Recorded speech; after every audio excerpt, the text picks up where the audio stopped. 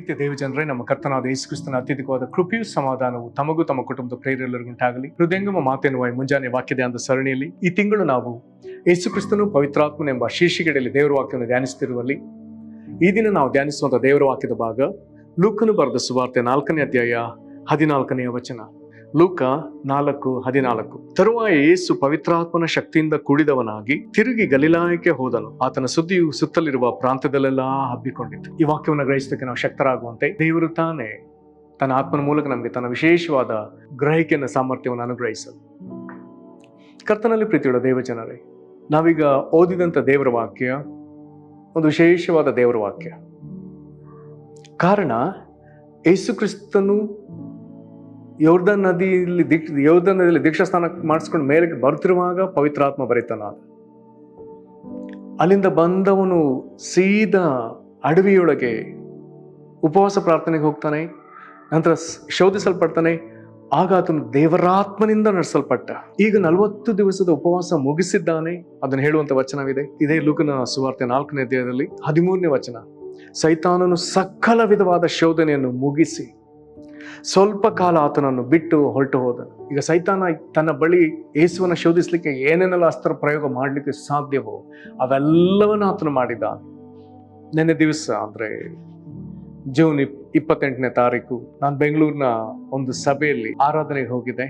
ಆರಾಧನೆ ಮುಗಿದ ಮೇಲೆ ಆ ಸಭೆಯ ಹಿರಿಯ ಸಭಾಪಾಲಕರು, ಅವರೊಬ್ಬರು ಅಜ್ಜಿ ಶ್ರೀಮತಿ ವಿಮಲಾ ದಾಸ್ ಎಂಬುದಾಗಿ, ಅವರನ್ನೆಲ್ಲರೂ ಪ್ರೀತಿಯಿಂದ ಗಾಮ ಅಂತಾರೆ. ಗಾಮ ಎಂಬುದಾಗಿ ಹೇಳಿದ್ರೆ ಇಂಗ್ಲಿಷ್ನಲ್ಲಿ ಗ್ರ್ಯಾಂಡ್ ಮದರ್ ಎಂಬುದಾಗಿ, ಅದನ್ನು ಶಾರ್ಟ್ ಫಾರ್ಮ್ ಗಾಮ ಎಂಬುದಾಗಿ ಕರೀತಾರೆ. ಎಲ್ಲರೂ ಅವ್ರನ್ನ ಪ್ರೀತಿಯಿಂದ ಕರೀತಾರೆ. ಆರಾಧನೆ ಮುಗಿದ ಮೇಲೆ ಸಭೆಗೆ ಬಂದಿದ್ದ ಜನರು ಅನೇಕರು ಅವ್ರನ್ನ ಸಂಧಿಸ್ತಿದ್ರು. ಕೊನೆಯ ಅವಕಾಶ ನಾನು ತೆಗೆದುಕೊಂಡೆ. ಅವ್ರು ನನ್ನ ನೋಡ್ತಲೇ ಪ್ರೀತಿಯಿಂದ ಕರೆದ್ರು. ಬಾರಪ್ಪ ಅಂತಾಗಿ ಆತರವಾಗಿ ನನ್ನ ಕರೆದ್ರು. ನನ್ನ ಹತ್ರ ಹೋದೆ. ಅವರ ಮಂಚದಲ್ಲಿ ಅವ್ರ ಪಕ್ಕ ಕೂತ್ಕೊಳ್ಳಿಕ್ಕೆ ಹೇಳಿದ್ರು. ಕೂತ್ಕೊಂಡ ಕೂಡಲೇ ಒಂದು ವಿಷಯ ಹೇಳಿದ್ರು. ಯಾವ ವಿಷಯ? ಅವ್ರ ಸಮೀಪದಲ್ಲಿ 1 ತಿಂಗಳ ಕಾಲ ವಿಪರೀತ ಅಸ್ವಸ್ಥರಾಗಿದ್ರು. ಈಗ ಅವರು ಚೇತರಿಸಿಕೊಂಡಿದ್ದಾರೆ. ಅವರು ಹೇಳಿದ ಮಾತು, ನೆನ್ನೆ ದಿವಸ ಅವರು ಮಲಗಿದ್ರು. ಅವ್ರು ಮಲಗಿರುವಾಗ ಅವರ ಕನಸು ಅಥವಾ ದರ್ಶನದಲ್ಲಿ ಅವರ ಮೇಲೆ ಇದ್ದಂತಹ ಹೊದಿಕೆ, ಅವ್ರು ಮಲಗುವಾಗ ಹೊದ್ದುಕೊಂಡಿದ್ದ ಕಂಬಳಿ, ಅದನ್ನು ಯಾರೋ ಬಂದು ತೆಗೆದಿದ್ದಾರೆ. ಅವರ ಕನಸಿನಲ್ಲಿ ಯಾರು ತೆಗೆದ್ರು ಎಂಬುದಾಗಿ ನೋಡ್ಲಿಕ್ಕೆ ಪ್ರಯಾಸ ಪಟ್ಟಾಗ ಒಂದು ಮನುಷ್ಯನ ಆಕಾರ ಕಾಣ್ತದೆ. ಅದು ಅವರ ಬಳಿ ಮಾತನಾಡ್ತದೆ. ಅದು ಹೇಳುತ್ತೆ ಅವರಿಗೆ, ಇಷ್ಟು ದಿವಸ ನಿನ್ನನ್ನು ನಾನು ಬಲಹೀನಪಡಿಸಿದೆ, ನಾನಾ ಬಾಧೆಗೆ ಒಳಪಡಿಸಿದೆ, ರೋಗಗಳಿಗೆ ಒಳಪಡಿಸಿದೆ, ನಿನ್ನನ್ನು ಶೋಧಿಸಿದೆ, ನಿನ್ನ ಅಭಿಷೇಕ ಕಳಕೊಳ್ಳುವಷ್ಟು ನಾನು ಪ್ರಯಾಸಪಟ್ಟೆ, ಆದರೆ ಯಾವುದು ಸಫಲ ಆಗಲಿಲ್ಲ. ಇನ್ನೂ ನನ್ನ ಕೈಯಲ್ಲಿ ಸಾಧ್ಯವಿಲ್ಲ. ನಾನೀಗ ಹೋಗ್ತಾ ಇದ್ದೇನೆ ಅಂತ ಹೇಳಿ ಅದು ಹೊರಡುವಾಗ ನಿನ್ನ ಅಭಿಷೇಕವನ್ನು ಹೊಂದಿಕೊ ಅಂತ ಹೇಳ್ಕೊಂಡು ಸುಮ್ಮನೆ ಹೋಗೇ ಬಿಡ್ತು. ಅವರು ಈ ಮಾತುಗಳನ್ನ ಕೇಳಿಸ್ಕೊಳ್ತಾ ಅದು ಹೋಗೋದನ್ನು ನೋಡ್ತಿರುವ ಹಾಗೆಯೇ ಅವರಿಗೆ ಮತ್ತೊಂದು ಕಡೆಯಿಂದ ಒಂದು ಬಲವಾದ ಒಬ್ಬ ದೇವರ ಸೇವಕರ ಸ್ವರವು ಕೇಳಿಸ್ತದೆ. ಆ ದೇವರ ಸೇವಕರ ಸ್ವರದಲ್ಲಿ ಅಭಿಷೇಕವನ್ನು ಹೊಂದಿಕೊಳ್ಳುವುದಕ್ಕಾಗಿ ಒಂದು ಬಲವಾದ ಮಾತುಗಳು ಹೊರಟು ಬರುವುದನ್ನ ಅವರು ಗಮನಿಸ್ತಾರೆ. ಅಷ್ಟೊತ್ತಿಗೆ ಅವರಿಗೆ ಎಚ್ಚರವಾಯಿತು. ಆಗ ಸಭೆ ಆರಾಧನೆ ನಡೀತಿತ್ತು, ಸಂದೇಶ ನಡೀತಿತ್ತು. ಅವರು ಎದ್ದು ಕೂತು ವಾಕ್ಯವನ್ನ ಆಲಿಸಿದ್ರು. ಯಾಕೆ ನಾನು ಇದನ್ನ ಇಲ್ಲಿ ಉಲ್ಲೇಖಿಸಿದೆ, ಅದನ್ನು ಅವರು ಕರೆದು ಅದನ್ನ ಹೇಳಿದ್ರು. ಮತ್ತೆ ಇಡೀ ದಿನ ಅದನ್ನ ಪದೇ ನನ್ನೊಂದಿಗೆ ಪ್ರಸ್ತಾಪಿಸಿದ್ರು. ಯಾಕೆ ಇದನ್ನ ಹೇಳ್ತಿದ್ದೇನೆ? ಇಲ್ಲಿ ಬರ್ದದೆ, ಸೈತಾನನು ಸಕಲ ವಿಧವಾದ ಶೋಧನೆಯನ್ನು ಮುಗಿಸಿ ಪ್ರತಿಯೊಬ್ಬ ದೇವ ಮನುಷ್ಯ, ಪ್ರತಿಯೊಬ್ಬ ಅಭಿಷಕ್ತ ದಾಸ, ದೇವರು ಉಪಯೋಗಿಸುವಂತ ಪ್ರತಿಯೊಬ್ಬ ದೇವರ ಸೇವಕನನ್ನ ಸೈತಾನ ಸಕಲ ವಿಧವಾಗಿ ಶೋಧಿಸೋದಕ್ಕೆ ಪ್ರಯಾಸ ಪಡ್ತಾನೆ. 95 ವಯಸ್ಸಿನ ಆ ಅಜ್ಜಿನೂ ಸಹ ಆತನು ಬಿಡ್ಲಿಲ್ಲ. ಈ ವಯಸ್ಸಿನಲ್ಲಿ ಅವರಿಗೆ ಮರಣಕರವಾದ ರೋಗವನ್ನು ತಂದು ನಾನಾ ಬಲಹೀನತೆಗಳಲ್ಲಿ ಬಾಧಿಸಿ ಹಗಲು ರಾತ್ರಿನದೇ ಅವರಿಗೆ ಪೀಡನೆಯನ್ನು ಕೊಟ್ಟು ಅವರು ವಿಶ್ವಾಸವನ್ನು ಕಳಕೊಂಡು ಅವರು ಅಭಿಷೇಕವನ್ನು ಕಳಕೊಳ್ಳುವ ಹಂತಕ್ಕೆ ಆತನು ಪ್ರಯತ್ನಪಟ್ಟು ಕಡೆಗೆ ತನ್ನಿಂದ ಸಾಧ್ಯವಾಗದಿರುವಾಗ ನಾನು ಸೋತು ಹೋದೆ ಎಂಬುದಾಗಿ ಹೇಳಿ ಹೋಗ್ತಿದ್ದಾನಲ್ಲ. ಇಲ್ಲಿ ಯೇಸು ಕ್ರಿಸ್ತನನ್ನು ಅವನ ಹಾಗೆಯೇ ಮಾಡಿದ. ಸೈತಾನನು ಸಕಲ ವಿಧವಾದ ಶೋಧನೆಯನ್ನು ಮುಗಿಸಿ ಸ್ವಲ್ಪ ಕಾಲ ಆತನು ಬಿಟ್ಟು ಹೋದ. ಸ್ವಲ್ಪ ಕಾಲ ಎಂಬುದಾಗಿ ಬರ್ತದೆ. ಆದರೆ ತಿರುಗಿ ಆತನು ಬರುವಾತನೆ ಬಾಧಿಸ್ಲಿಕ್ಕೆ. ದೇವಜನರಿಗೆ ಇದೆಲ್ಲವೂ ಬಹಳ ಎಚ್ಚರಿಕೆಯ ಮಾತುಗಳು. ಈ ವಾಕ್ಯದ ನಂತರ ಬರ್ತದೆ, ಹೊರಟು ಹೋದನು. ತರುವಾಯ ಯೇಸು ಪವಿತ್ರಾತ್ಮನ ಶಕ್ತಿಯಿಂದ ಕುಡಿದವನಾಗಿ ತಿರುಗಿ ಗಲಿಲಾಯಕ್ಕೆ ಹೋದನು. ಈ ಮಾತು ಈ ದಿನ ನಮಗೆ ಬಹಳ ಪ್ರಸ್ತುತವಾಗಿ ಅವಶ್ಯವಿರುವಂತ ವಿಷಯ. ಯಾಕೆ? ನಾವು ನಾನಾ ಶೋಧನೆಗಳ ಒಳಗೆ ಸಿಕ್ಕಿಕೊಂಡಾಗ, ಸಾಧಾರಣ ನಾನಾ ಬಾಧೆಗಳೊಳಗೆ ಸಿಕ್ಕಿಕೊಂಡ ಮನುಷ್ಯರು ನಾವು ಅಲ್ಲಿ ನಾನಾ ಅವಾಂತರಗಳಲ್ಲಿ ಸಿಕ್ಕಿಕೊಳ್ತೇವೆ. ಕೆಲವೊಮ್ಮೆ ಮಾತಾಡಬಾರ್ದನ್ನು ಮಾತಾಡಿ ಬಿಡ್ತೇವೆ. ನೋಡಬಾರ್ದನ್ನ ನೋಡಿ ಬಿಡ್ತೇವೆ, ಕೇಳಿಸಿಕೊಳ್ಳಬಾರ್ದನ್ನ ಕೇಳಿಸಿಕೊಳ್ತೇವೆ. ನಮ್ಮ ಸ್ವಭಾವದಲ್ಲಿ ಹತೋಟಿಗೆ ಮೀರಿ ಕೆಲವು ಕಾರ್ಯಗಳನ್ನ ಮಾಡ್ತೇವೆ. ಹತೋಟಿ ಮಾಡ್ಲಿಕ್ಕೆ ಸಾಧ್ಯವಿದ್ರೆ ಹತೋಟಿ ಮೀರಿ ಸಿಟ್ಟು ಮಾಡ್ತೇವೆ. ಬಾಯನ್ನ ನಿಯಂತ್ರಿಸದೆ ಹತೋಟಿ ಮೀರಿ ಮಾತನಾಡಿ ಬಿಡ್ತೇವೆ. ಇನ್ನೊಬ್ಬರನ್ನ ನೋಯಿಸ್ತೇವೋ, ಇನ್ನೊಬ್ಬರು ಸಾಯುವಷ್ಟು ನೊಂದುಕೊಳ್ಳುವಷ್ಟು ನಮ್ಮ ಬಾಯಿಗಳು ಕೊಲೆಗೆ ಸಮವಾಗಿ ಮಾತಾಡಿ ಬಿಡ್ತದೆ. ನಮ್ಮ ಕಾಲುಗಳು ಹೋಗಬಾರ್ದ ಸ್ಥಳಕ್ಕೆ ಹೋಗ್ತವೆ. ನಮ್ಮ ಹೃದಯ ಯಾವುದನ್ನೆಲ್ಲ ದೇವರಿಗೆ ಇಷ್ಟವಿಲ್ಲೋ ಅವುಗಳನ್ನ ಹೃದಯ ಅಪೇಕ್ಷಿಸ್ತದೆ.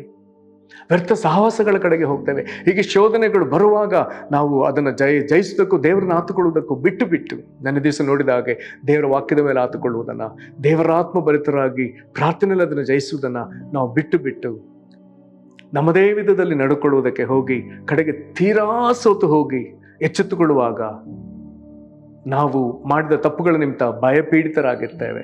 ನಾವು ಮಾಡಿದ ಈ ಅವಾಂತರಗಳು, ಈ ತಪ್ಪುಗಳು ಹೊರಗೆಲ್ಲರಿಗೂ ಗೊತ್ತಾದರೆ ಮಾನ ಹೇಗೆ ಅನ್ನುವಂಥ ಒಂದು ಭಯ ನಮ್ಮನ್ನು ಹಿಡಿತದೆ. ಅಥವಾ ಶೋಧನೆಯಲ್ಲಿ ಬಿದ್ದು ತಿರುಗಿ ಚೇತರಿಸಿಕೊಳ್ಳಿಕ್ಕಾಗದ ಸ್ಥಿತಿಯಲ್ಲಿ ಇರ್ತೇವೆ. ಹಲವು ವಿಧದ ಬಾಧೆಗಳು, ಕೆಲವೊಮ್ಮೆ ಶೋಧನೆಯಲ್ಲಿ ಬಿದ್ದು ಶರೀರಕ್ಕೆ ಬಾಧೆ ಬರ್ತದೆ, ಮಾನಸಿಕ ಪೀಡನೆ ಬರ್ತದೆ, ಕುಟುಂಬಗಳು ಒಡೆದು ಹೋಗುವಂಥ ಸ್ಥಿತಿ ಬರ್ತದೆ, ನಮ್ಮ ದುಡಿಮೆ ಅಥವಾ ನಮ್ಮ ವ್ಯಾಪಾರಗಳು ನಷ್ಟವಾಗುವಂಥ ಸ್ಥಿತಿಗೆ ಅದು ಬರ್ತದೆ. ನಂತರದಲ್ಲಿ ಪೇಚಾಟ, ಹೇಗೆ ನಮ್ಮನ್ನು ಸರಿಪಡಿಸ್ಕೊಳ್ಬೇಕು ಗೊತ್ತಿಲ್ಲ. ಆದ್ರಲ್ಲಿ ಯೇಸುಕ್ರಿಸ್ತನನ್ನು ನೋಡೋಣ.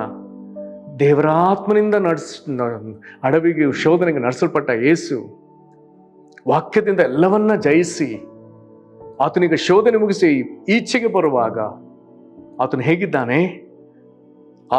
ತರುವಾಯ ಯೇಸು ಪವಿತ್ರಾತ್ಮನ ಶಕ್ತಿಯಿಂದ ಕೂಡಿದವನಾಗಿ ಶೋಧನೆಗೆ ಹೋಗುವುದಕ್ಕೆ ಅಥವಾ ಉಪವಾಸಕ್ಕೆ ಹೋಗುವುದಕ್ಕೆ ಮೊದಲು ಪವಿತ್ರಾತ್ಮ ಭರಿತನಾದ, ದೇವರಾತ್ಮನಿಂದಲೇ ನಡೆಸಲ್ಪಟ್ಟ. ಇದನ್ನು ಮುಗಿಸಿ ಈಗ ಬರುವಾಗ ತಿರುಗಿ ಪವಿತ್ರಾತ್ಮನ ಶಕ್ತಿಯಿಂದ ಕೂಡಿದವನಾಗಿ ಹೊರಗೆ ಬರ್ತಿದ್ದಾನೆ. ಪ್ರಿಯರೇ, ಇದರ ಅರ್ಥ ಆತನು ಎಲ್ಲಿಯೂ ತನ್ನ ಆತ್ಮಿಕ ಜೀವಿತವನ್ನ ಕಳಕೊಳ್ಳಿಲ್ಲ. ನಾನು ನಂಬ್ತೇನೆ ಈ ದಿನ ನಮ್ಮೆಲ್ಲರಿಗಿದು ಅವಶ್ಯ. ದೇವರಾತ್ಮ ಭರಿತರಾಗಿಯೇ ನಾವು ಹೋಗಿ ಅಲ್ಲಿಂದ ಮತ್ತೆ ಹಿಂತಿರುಗಿ ಬರುವಾಗ ದೇವರಾತ್ಮ ಭರಿತರಾಗಿಯೇ, ಪವಿತ್ರಾತ್ಮನ ಶಕ್ತಿಯಿಂದ ಕುಡಿದವರಾಗಿಯೇ, ದೇವರು ನಮಗೆ ಕೊಟ್ಟ ಸೇವೆಯ ದರ್ಶನ ಜವಾಬ್ದಾರಿಗಳ ವಿಷಯದಲ್ಲಿ ತಿರುಗಿ ಇನ್ನೂ ಅಧಿಕ ಬಲಗೊಂಡವರಾಗಿ ನಾವು ಮುಂದಕ್ಕೆ ಬರುವುದಕ್ಕೆ ಈ ವಾಕ್ಯ ನಮ್ಮನ್ನ ಉತ್ತೇಜಿಸ್ತದೆ. ಕರ್ತನಲ್ಲಿ ಪ್ರಿಯರೇ, ಈ ವಾಕ್ಯವನ್ನು ತಿರುಗಿ ಓದಿಕೊಳ್ಳೋಣ. ತರುವಾಯ ಅಂದರೆ ಸೈತಾನ ಆತನ ಸಕಲ ವಿಧವಾಗಿ ಶೋಧಿಸಿ ಆತ ಸ್ವಲ್ಪ ಕಾಲ ಬಿಟ್ಟು ಹೊರಟು ಹೋದ ಮೇಲೆ ಹೋಗ್ತಾನೆ. ತರುವಾಯ ಯೇಸು ಪವಿತ್ರಾತ್ಮ ಶಕ್ತಿಯಿಂದ ಕೂಡಿದವನಾಗಿ ತಿರುಗಿ ಗಲಿಲಾಯಕ್ಕೆ ಆತನು ಹೋಗ್ತಿದ್ದಾನೆ. ಅಲ್ಲಿ ಗಲಿಲಾಯಕ್ಕೆ ಹೋಗ್ತಿದ್ದವನೇ ರಭಸದ ಸೇವೆಯಲ್ಲಿ ಇಳಿತಾನೆ. ಅದರ ನಿಮಿತ್ತ ಆತನ ಸುದ್ದಿ, ಆತನ ಪ್ರಖ್ಯಾತಿ ಎಲ್ಲೆಡೆ ವಿಪರೀತವಾಗಿ ಹರಡಿಕೊಳ್ತಾನೆ. ಕರ್ತನಲ್ಲಿ ಪ್ರೀತಿಯುಳ್ಳ ದೈವ ಜನರೇ, ನಮಗೆ ಇದೊಂದು ದೊಡ್ಡ ಉತ್ತೇಜನ.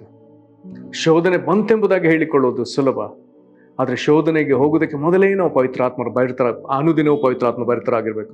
ಹೋಗುವುದಕ್ಕೆ ಮೊದಲೇ ಪವಿತ್ರಾತ್ಮ ಭರಿತರಾಗಿರ್ಬೇಕು. ಶೋಧನ ಕಾಲದಲ್ಲಿ ದೇವರಾತ್ಮನ ಕೊಡುವ ವಾಕ್ಯಂಬ ಖಡ್ಗವನ್ನು ಉಪಯೋಗಿಸಲಿಕ್ಕೆ ಶಕ್ತರಾಗಿ ಸಿದ್ಧರಾಗಿ ನಿಂತು ಅದನ್ನು ಪ್ರಯೋಗಿಸಲೇಬೇಕು. ಸೈತಾನನ್ನು ಸೋತು ಹೋಗುವಾಗ ನಾವು ಇನ್ನೂ ಅಧಿಕ ಪವಿತ್ರಾತ್ಮನ ಶಕ್ತಿಯಿಂದ ಕುಡಿದವರಾಗಿ ನಮ್ಮ ಜವಾಬ್ದಾರಿಗಳ ಕಡೆಗೆ ನಾವು ಬರಬೇಕು. ಹಾಗಾದ್ರೆ ಯೇಸುಕ್ರಿಸ್ತನಿಗೆ ಇದು ಸಾಧ್ಯವಾಗಿದ್ರೆ ದೇವರು ನಮಗೋ ಹಾಗೆ ನಮ್ಮನ್ನ ಶಕ್ತರನ್ನಾಗಿ ಮಾಡುವ ದೇವರು. 1 ಕೊರಿಂಥ 10ನೇ ಅಧ್ಯಾಯದಲ್ಲಿ ನಾವು ಅನೇಕ ಸತಿ ಓದಿರುವಂಥ ವಾಕ್ಯ, ಧ್ಯಾನಿಸಿರುವಂಥ ವಾಕ್ಯ ಹೇಳ್ತದೆ, 10:13 1 ಕೊರಿಂಥ, ಮನುಷ್ಯರು ಸಹಿಸಬಹುದಾದ ಶೋಧನೆ ಹೊರತು ಬೇರೆ ಯಾವುದು ನಿಮಗೆ ಸಂಭವಿಸಲಿಲ್ಲ. ದೇವರು ನಂಬಿಗಸ್ತನು, ನಿಮ್ಮ ಶಕ್ತಿಯನ್ನು ಮೀರುವ ಶೋಧನೆ ನಿಮಗೆ ಬರಗೊಳಿಸುತ್ತೆ, ನೀವು ಅದನ್ನು ಸಹಿಸುವುದಕ್ಕೆ ಶಕ್ತರಾಗುವಂತೆ ಶೋಧನೆ ಆಗುತ್ತಲೇ ತಪ್ಪಿಸಿಕೊಳ್ಳೋ ಮಾರ್ಗವನ್ನು ಸಿದ್ಧ ಮಾಡೋಣ. ಪ್ರೇರಣೆ, ನಿಮಗೆ ಶೋಧನೆ ಬಂದಿದೆಯಾ? ನಾವು ಸಹಿಸಿಕೊಳ್ಳುವಷ್ಟು ಶೋಧನೆ ದೇವರು ಕೊಟ್ಟಿದ್ದಾನೆ. ಶೋಧನೆ ನಡುವೆ ದೇವರು ನಂಬಿಕಸ್ಥನಾಗಿದ್ದಾನೆ. ಅದನ್ನ ನಾವು ಜಯಿಸ್ಲಿಕ್ಕೆ ಸಾಧ್ಯವಾಗುವಂತೆ ಆತನು ಸಹಿಸ್ಲಿಕ್ಕೆ ಸಾಮರ್ಥ್ಯವನ್ನು, ತಪ್ಪಿಸಿಕೊಳ್ಳೋ ಮಾರ್ಗವನ್ನು ಆತನ ಏರ್ಪಡಿಸ್ತಾನೆ. ಶೋಧನೆ ಕುರಿತಾಗಿ ಪೇತ್ರನು ಬರೆಯುವಂಥ ಮಾತು ಸಹ ಬಹಳ ಸೊಗಸಾದ ಮಾತು. 1 ಪೇತ್ರ 1ನೇ ಅಧ್ಯಾಯದ 7ನೇ ವಚನದಲ್ಲಿ ಹೇಳ್ತಾನೆ, ಬಂಗಾರು ನಾಶವಾಗುವಂಥದ್ದಾಗಿದ್ದರೂ ಅದನ್ನು ಬೆಂಕಿಯಲ್ಲಿ ಪುಟ ಹಾಕಿ ಶೋಧಿಸುವುದುಂಟಷ್ಟೇ. ಬಂಗಾರಕ್ಕಿಂತ ಅಮೂಲ್ಯವಾಗಿರುವ ನಿಮ್ಮ ನಂಬಿಕೆಯು ಈ ಕಷ್ಟಗಳಿಂದ ಶೋಧಿತವಾಗಿ ಯೇಸು ಕ್ರಿಸ್ತನು ಪ್ರತ್ಯಕ್ಷವಾಗುವಾಗ ನಿಮಗೆ ಕೀರ್ತಿ, ಪ್ರಭಾವ, ಮಾನಗಳನ್ನು ಉಂಟು ಮಾಡುವುದು. ನಾವು ಶೋಧಿತರಾದ್ಮೇಲೆ ಯೇಸು ಕ್ರಿಸ್ತನು ಪ್ರತ್ಯಕ್ಷನಾಗುವಾಗ, ನಾವು ಶೋಧನೆ ಜಯಿಸಿ ನಿಲ್ಲುವಾಗ, ನಮ್ಮ ನಂಬಿಕೆ ಈಗ ಬಲವಾಗಿ ನಿಲ್ಲುವಾಗ ಅದಕ್ಕೆ ಕೀರ್ತಿ, ಪ್ರಭಾವ, ಮಾನಗಳನ್ನ ಕರ್ತನ ಕೊಡ್ತಾನೆ. ಕರ್ತನಲ್ಲಿ ಪ್ರೀತಿಯುಳ್ಳ ದೇವಜನರೇ, ಇಂಥೆಲ್ಲ ವಾಕ್ಯಗಳಿಂದ ದೇವರು ನಮ್ಮನ್ನು ಬಲಪಡಿಸಲಿ. ಪ್ರಾರ್ಥನೆ ಮಾಡೋಣ. ಕರ್ತನೆ ಯೇಸುವೆ, ನೀನು ನೀ ಪವಿತ್ರಾತ್ಮ ಭರಿತನಾದ ದೇವರಾತ್ಮನಿಂದಲೇ ಅಡವಿಗೂ ಉಪವಾಸಕ್ಕೂ ಅಡವಿ ಅನುಭವಕ್ಕೂ ಮತ್ತು ಶೋಧನೆಗೂ ನೀನು ನಡೆಸಲ್ಪಟ್ಟು ಸೈತಾನ್ ನಿನ್ನನ್ನು ಸಕಲ ವಿಧವಾಗಿ ಶೋಧಿಸಿದ್ದಾನೆ. ನೀನು ಪವಿತ್ರಾತ್ಮ ಕೊಡುವ ವಾಕ್ಯವೆಂಬ ಖಡ್ಗದಿಂದ ಅವುಗಳನ್ನ ಜಯಿಸಿದ್ದಿ ಸ್ವಾಮಿ. ಶೋಧನೆ ಮುಗಿಸಿ ಬರುವಾಗ ನೀನು ಸೋತು ಬರಲಿಲ್ಲಪ್ಪ ಕರ್ತನೆ. ನೀನು ಜಯವೀರನಾಗಿ ಹೊರಗೆ ಬಂದಿ ಕರ್ತನೆ. ಇನ್ನೂ ಅಧಿಕ ಪವಿತ್ರಾತ್ಮ ಶಕ್ತಿಯಿಂದ ಕೂಡಿದವನಾಗಿ ನಿನಗೆ ಕೊಡಲ್ಪಟ್ಟ ಸೇವೆಯ ಆದ್ಯತೆ, ಗುರಿ ಕರ್ತನೆ, ದರ್ಶನಗಳ ಸಹಿತವಾಗಿ ಅವುಗಳ ಕಡೆಗೆ ನೀನು ಮುನ್ನುಗ್ಗಿದ್ದಿ ಕರ್ತನೆ. ರಭಸವಾದ ಸೇವೆಯಲ್ಲಿ ನೀನು ತೊಡಗಿದಿ ಕರ್ತನೆ. ಶೋಧನೆಯಲ್ಲಿ ಬಿದ್ದು ಚೇತರಿಕೆ ಯಾವಾಗ ನಿನ್ನ ಪುನಃಸ್ಥಾಪನೆ ಯಾವಾಗ ಎಂಬುದಾಗಿ ನೀನು ಚಿಂತಿಸೋದಕ್ಕೆ ಎಲ್ಲಿಯೂ ಅವಕಾಶ ಕೊಡಲಿಲ್ಲ ಸ್ವಾಮಿ. ಜಯಭರಿತನಾಗಿ ಶೋಧನೆಯಿಂದ ಹೊರಗೆ ಬಂದು ಮತ್ತು ಜಯಭರಿತ ಸೇವೆಯನ್ನು ಆರಂಭಿಸಿದಿ ಕರ್ತನೆ.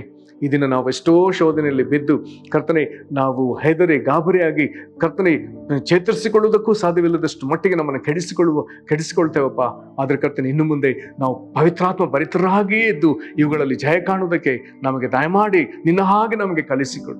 ದೇವರಾತ್ಮನಾದ ಕರ್ತನೆ, ಯೇಸು ಕ್ರಿಸ್ತನನ್ನು ಸದೃಢನಾಗಿ ಬಲಪಡಿಸ್ತಾನೆ, ನಮ್ಮನ್ನು ಬಲಪಡಿಸು. ನಿನಗೆ ಮಹಿಮೆ ಆಗಲಿ. ಯೇಸು ಕ್ರಿಸ್ತನ ಹೆಸರಲ್ಲಿ ಬೇಡದೇವೆ ನಮ್ಮ ತಂದೆಯೇ, ಆಮೇನ್. ಕರ್ತನೆ ನಿಮ್ಮನ್ನು ಆಶೀರ್ವದಿಸಲಿ. ವಂದನೆ.